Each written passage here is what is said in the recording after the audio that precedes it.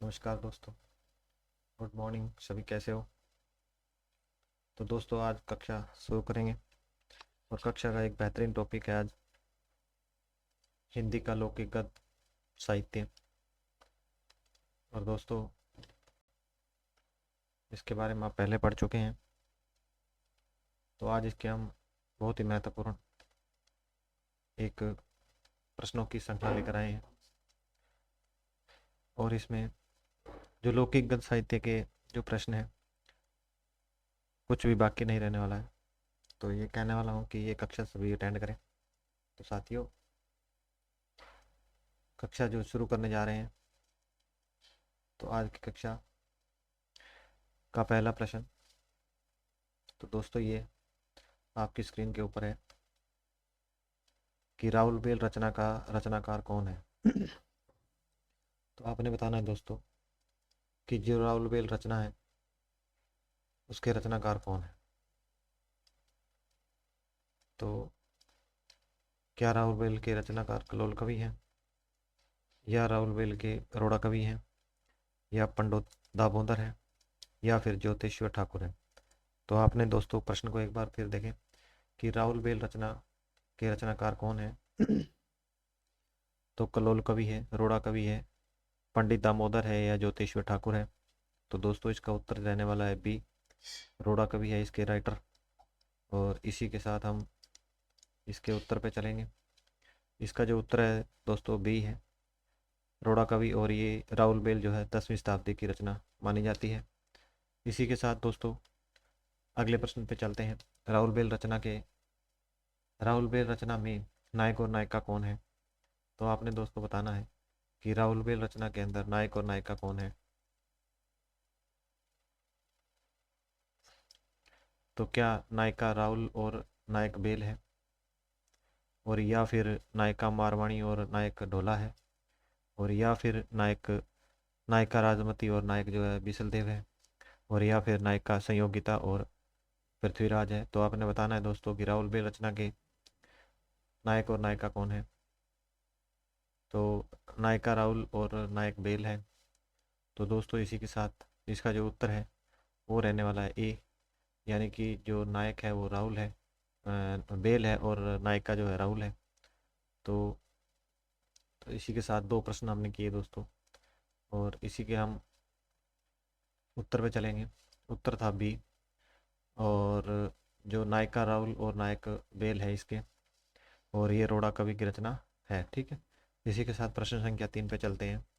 प्रश्न संख्या 3 है दोस्तों कि राहुल बेल रचना किस रूप में लिखी गई है। तो आपने बताना है कि राहुल बेल जो रचना है वो किस रूप में लिखी गई है।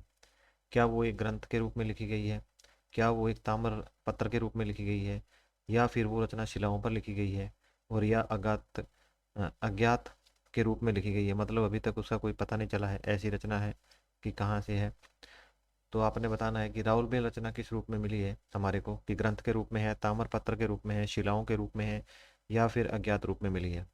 तो दोस्तों इसका उत्तर जो रहने वाला है सी, यानी कि ये रचना जो है हमारे को शिलालेखों पर लिखी हुई मिली है। और अगला ये जो प्रश्न है इसका उत्तर देखते हैं। यह रचना सर्वप्रथम शिलाओं के रूप में रची गई मानी गई है। ठीक है, तो इसके बाद हम देखते हैं वर्ण रत्नाकर रचना के रचनाकार कौन है। तो आपने बताना है दोस्तों कि वर्ण रत्नाकर जो रचना है उस रचना के रचनाकार कौन है। क्या उसके रचनाकार कलोल कवि है, या फिर उसके रचनाकार रोड़ा कवि है, या फिर दामोदर कवि है, या फिर उसके कवि जो है वो ज्योतिश्वर ठाकुर है। तो दोस्तों वर्ण रत्नाकर रचना के रचनाकार कलोल कवि, रोड़ा कवि, पंडित दामोदर या ज्योतिश्वर ठाकुर है। तो इसका जो उत्तर है दोस्तों वो रहने वाला है डी, यानी कि दामोदर कवि जो है इस रचना के रचनाकार है। और यह रचना जो है 1325 ईस्वी की मानी जाती है। ठीक है, तो इसी के साथ दोस्तों अगले प्रश्न पे चलेंगे। प्रश्न संख्या 4, जो प्रश्न क्रम संख्या 4 है, उक्ति व्यक्ति प्रकरण उक्ति व्यक्ति प्रकरण रचना के रचनाकार कौन है। तो दोस्तों आपने बताना है कि उक्ति व्यक्ति प्रकरण रचना के रचनाकार कौन है।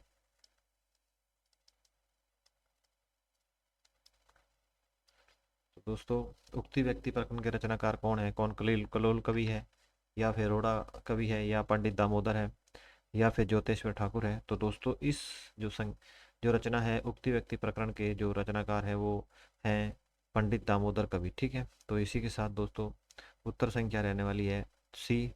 और इसके उत्तर पे चलेंगे अभी। इसी इसी के उत्तर पे जो रचना काल है, इस रचना का जो समय है वो माना गया है 1145, और रचना जो है 12वीं शताब्दी की मानी जाती है। तो दोस्तों इसी के साथ हम अगली प्रश्न संख्या पे चलेंगे। प्रश्न संख्या 6 है कि पंडित दामोदर जो 1154 में लिखी गई रचना है में किस राजा के यहाँ, मतलब पंडित दामोदर जो 1154 ईस्वी में थे वो किस राजा के यहाँ पंडित थे।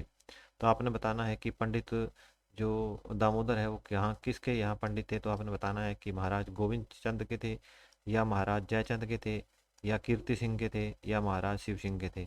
तो इसका जो उत्तर है दोस्तों वो रहने वाला है ए, यानी कि महाराज गोविंद सिंह के यहाँ जो पंडित दामोदर थे वो पंडित के रूप में रहा करते थे। तो इसी के साथ दोस्तों हम अगले ही प्रश्न इसके उत्तर पे चलते हैं। ये राजा गोविंद चंद जो काशी के थे के आश्रय दाता के रूप में रहते थे, मतलब आश्रय दाता के रूप में रहते थे पंडित, है ना। तो इसी के साथ दोस्तों हम अगले प्रश्न पे चलेंगे। अगला प्रश्न संख्या 7 है कि वर्ण रत्नाकर रचना की रचना का की भाषा क्या है। तो आपने बताना है कि वर्ण रत्नाकर जो रचना है उसकी भाषा क्या है। तो दोस्तों अगर क्लास तेज चल रही है तो आपने क्लास को पॉज करना है, आंसर देना है और फिर क्लास को चलाना है, ठीक है। तो इसी के साथ क्या है, हम रिवीजन कर रहे हैं। तो ये प्रश्नों की एक बहुत अच्छी श्रृंखला है जिसमें हमने कम से कम 40 क्लासें कर दी है और अभी कंटिन्यू क्लास चल रही है दोस्तों। तो ये इस रचना को बताना है आपने कि ये ब्रज भाषा में लिखी गई है, या फिर ये रचना अवधि में लिखी गई है, या फिर ये रचना अपभ्रंश भाषा में लिखी गई है, या फिर ये अवट में लिखी गई है। तो आपका उत्तर क्या रहने वाला है। वर्ण रत्नाकर जो रचना है ना वो ब्रज भाषा, अवधि भाषा, अपभ्रंश भाषा या अवट भाषा में लिखी गई है। तो इसका जो उत्तर है दोस्तों वो रहने वाला है डी, यानी कि अवट भाषा में ये रचना लिखी गई है वर्ण रत्नाकर, ठीक है। तो इसी के साथ हम इसको देखते हैं कि इस रचना को क्या है विद्यापति और ज्योतिषवर ठाकुर अवट भाषा में मानते हैं, क्योंकि इस जो रचना के राइटर हैं वो ज्योतिषवर ठाकुर हैं। तो इसी के साथ दोस्तों हम अगले प्रश्न पे बढ़ेंगे। अगला जो प्रश्न संख्या 7 है कि वर्ण रत्नाकर रचना में कितने अध्याय मिलते हैं। आपने बताना है कि वर्ण रत्नाकर में कितने अध्याय मिलते हैं, कि 6 कलोल मिलते हैं, 8 कलोल मिलते हैं, और या फिर 6 अध्याय मिलते हैं, या 8 अध्याय मिलते हैं। तो दोस्तों इसका जो उत्तर है वर्ण रत्नाकर रचना में जो अध्याय है वो मिलते हैं 8, 8 मिलते हैं कलोल, है ना। तो दोस्तों इसका उत्तर रहने वाला है बी। तो इसी के साथ इसके हम चलते हैं उत्तर पे। उत्तर उत्तर जो है बी था। और इसी के साथ देखते हैं विशेष रचना क्या है इसकी रचना के बारे में, कि इस रचनाकार नहीं है, ये वर्ण रत्नाकर है, ठीक है। वर्ण रत्नाकर रचना में 8 कलोल माने जाते हैं, और 8वां जो कलोल है वो अधूरा माना जाता है, ठीक है। इसी के साथ हम अगले प्रश्न पे बढ़ेंगे। प्रश्न संख्या 9 है आपकी स्क्रीन पे।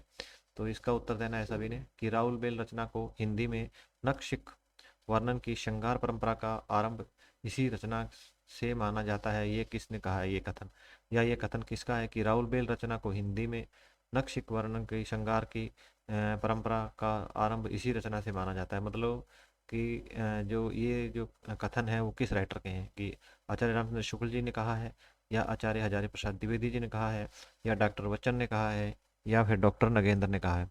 तो दोस्तों आपका उत्तर क्या रहने वाला है, आचार्य रामचंद्र शुक्ल, या फिर हजारी प्रसाद द्विवेदी, या फिर डॉक्टर बच्चन, और या फिर डॉक्टर नगेंद्र। तो इसका जो उत्तर है वो रहने वाला है डी दोस्तों, यानी कि जो डॉक्टर नगेंद्र है वो कहते हैं कि राउल बेल जो रचना है वो हिंदी में नक्शिक वर्ण की सबसे पहली या वहां से आरंभ माना जाता है। तो इसी के साथ हम इसके उत्तर पर चलेंगे।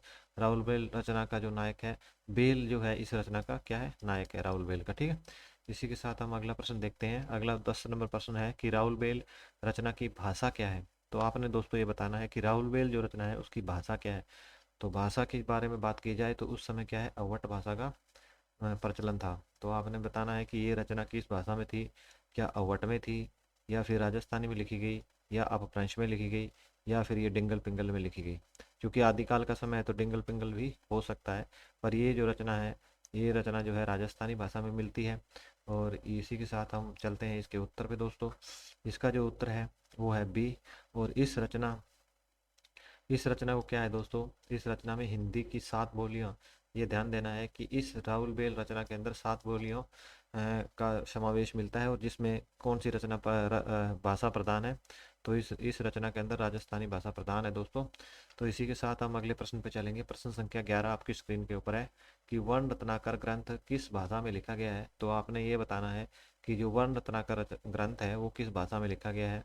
क्या वो राजस्थानी भाषा में लिखा गया है, क्या फिर वो मैथिली भाषा में लिखा गया है, या फिर अवट में लिखा गया है, या फिर अपभ्रंश भाषा में लिखा गया है। तो आपने इसका उत्तर देना है दोस्तों कि वर्ण रत्नाकर जो रचना है वो किस भाषा की रचना है। क्या वो राजस्थानी है, क्या वो मैथिली है, या फिर अवट है, या फिर अपभ्रंश है। तो इसका उत्तर जो है दोस्तों वो रहने वाला है मैथिली भाषा, बी, यानी कि आंसर था बी। और अभी हम इसके उत्तर पे चलेंगे दोस्तों। ये मैथिली भाषा की रचना है वर्ण रत्नाकर। इसी के साथ हमने देखा कि ये मैथिली भाषा की रचना है और इसे मैथिली भाषा का विश्वकोश भी कहा जाता है। तो वर्ण रत्नाकर का दूसरा नाम क्या है कि ये मैथिल कोकिल, ये मैथिली का विश्वकोश माना जाता है, ठीक है, और ये मैथिली भाषा में लिखा गया है। इसी के साथ प्रश्न संख्या 12 पे देखते हैं कि उक्ति व्यक्ति प्रकरण ग्रंथ में लिखने का उद्देश्य क्या है। तो आपने बताना है कि उक्ति व्यक्ति जो रचना है या जो ग्रंथ है जो उसको लिखने का क्या तात्पर्य रहा है, क्या कारण रहा है। तो आपने बताना है कि व्याकरण सिखाना था, या फिर ज्योतिष सिखाना था, या फिर इस रचना के द्वारा लोक भाषा को सिखाना था, और या फिर अवट भाषा को सिखाना था। तो आपने बताना है कि उक्ति व्यक्ति परकन जो रचना है, जो ग्रंथ है, वो क्या उद्देश्य क्या है। क्या व्याकरण सिखाना था लोगों को, ज्योतिष सिखाना था लोगों को, या फिर लोक भाषा सिखाना था, या अवट सिखाना था। तो इसका जो उत्तर है वो दोस्तों सी रहने वाला है कि जो लोक भाषा है वो सिखाना था। उक्ति व्यक्ति परकन रचना का जो लिखने का मुख्य उद्देश्य था जो।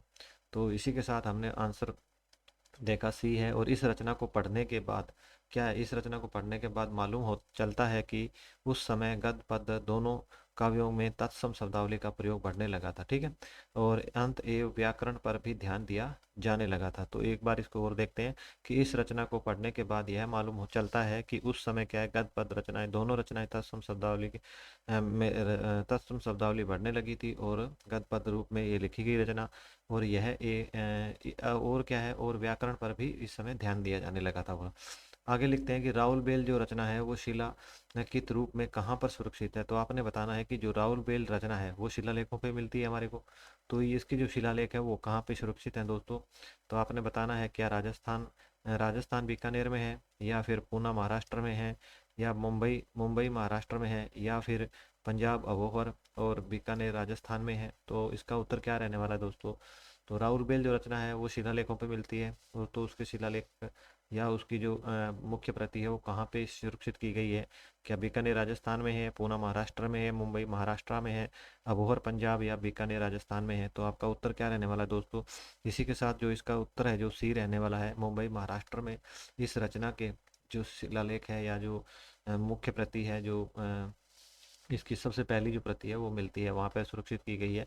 इसके साथ हम देखते हैं देखो कि जो ये जो रचना है इस रचना का क्या है, मुंबई के प्रिंस ऑफ वेल्स, ये है जो संग्रहालय का नाम है प्रिंस ऑफ वेल्स, एक संग्रहालय है जो मुंबई के अंदर है। इसका जो पाठ है जो इसका पाठ उपलब्ध करवाया गया है और यहाँ से प्रकाशित किया गया है, ठीक है। तो इसी तरह हम दोस्तों अगले प्रश्न पे चलते हैं। प्रश्न संख्या 14 है कि वर्ण रत्नाकर रचना का प्रकाशन किसके द्वारा करवाया गया है। मतलब वर्ण रत्नाकर जो रचना है उसका जो है प्रकाशन जो है वो किसके द्वारा करवाया गया है। तो आपने बताना है कि इस रचना का जो प्रकाशन है वो किसके द्वारा किया गया है, ठीक है। तो आपने बताना है कि ये पंडित बबुआ मिश्र है, डॉक्टर सुनीति कुमार चटर्जी है, या फिर दोनों के द्वारा किया गया है, या फिर डॉक्टर आचार्य रामचंद्र शुक्ल है। तो आप एक बार प्रश्न पुनः सुने कि वर्ण रत्नाकर रचना का जो प्रकाशन किसके द्वारा किया गया है। या ये बताना है कि पंडित बबुआ मिश्र है, या सुनीति कुमार चटर्जी है, और या फिर ये क्या नाम दोनों है ये, और या फिर आचार्य रामचंद्र शुक्ल जी हैं। तो इसका जो उत्तर है दोस्तों, इसका जो उत्तर है वो रहने वाला है सी, यानी कि पंडित बबुआ मिश्र और डॉक्टर सुनीति कुमार चटर्जी ने इस जो रचना है वर्ण रत्नाकर का प्रकाशन करवाया है, ठीक है। और इसी के साथ हम इसके उत्तर पे चलेंगे। इसका उत्तर दोस्तों सी है। और इस रचना को क्या है, बंगाल एशियाटिक सोसाइटी के माध्यम से प्रकाशित करवाया गया है। तो एक बार पुनः देखें कि इस रचना को बंगाल एसोसिएट सोसाइटी के द्वारा प्रकाशित करवाया गया है। तो राउल बेल जो रचना की शैली क्या है। तो आपने बताना है कि राउल बेल जो एक रचना है उसकी लिखने की शैली क्या है। तो दोस्तों जो राउल बेल रचना है उस रचना की जो शैली है वो क्या है, क्या शैली वो गद्य में लिखी गई है या पद्य में लिखी गई है, या फिर एक वो चंपू काव्य है, और या फिर क्या है वो एक खंड काव्य है। तो एक बार पुण्य सुने दोस्तों कि राहुल बेल जो रचना है वो किस शैली में लिखी गई है, गद्य में है, पद में है, चंपू काव्य है, खंड काव्य है। तो दोस्तों इसी के साथ जो उत्तर है वो रहने वाला है सी हमारा। तो दोस्तों आंसर जो है वो सी है, यानी कि यह एक चंपू काव्य है। ठीक है, तो इसी के साथ हम इसके उत्तर पे चलेंगे। उत्तर जो है इसका सी था। और इसी के साथ ये कि प्राचीनतम गद्य पद्य रचना का एक चंपू काव्य माना जाता है। राहुल बेल नायिका के सौंदर्य का नक्शिक वर्णन पहले पद में और तो उसके बाद क्या है गद्य में किया गया है। तो एक बार ये ध्यान से सुने कि यह प्राचीनतम गद्य पद्य रचना मान चंपू काव्य माना जाता है, और राहुल बेल नायिका के सौंदर्य का नक्शिक वर्णन पहले पद में किया गया और फिर गद्य में किया गया। ठीक है, तो इसी के साथ दोस्तों आज की जो हमारी कक्षा है वो यहीं पे संपन्न होती है। और हम कहना चाहते हैं कि अगर आपको ये कक्षा पसंद आई है तो आपने हमारे चैनल को सब्सक्राइब कर लेना है, और इसी तरह की जो मुफ्त की है या फ्री की है या एक ज्ञानवर्धक जानकारी है वो आपको देते रहेंगे। हम क्लासें आपके लिए कंटिन्यू लेकर आ रहे हैं, आते रहेंगे जब तक एग्ज़ाम है। इस एग्ज़ाम तक पक्का लेके आते रहेंगे, ये वादा करते हैं हम आपसे। तो हमारे चैनल को आपने सब्सक्राइब कर लेना है, और सब्सक्राइब करके और शेयर कर देना है और लाइक कर देना है दोस्तों वीडियो को। अगर कोई सुझाव है तो आपने हमारे को पक्का उस सुझाव के बारे में बताना है, ताकि कमेंट के अंदर तो आप बता देना कि हमारे को ये वाला टॉपिक जो है वो अच्छे से करवा दो। तो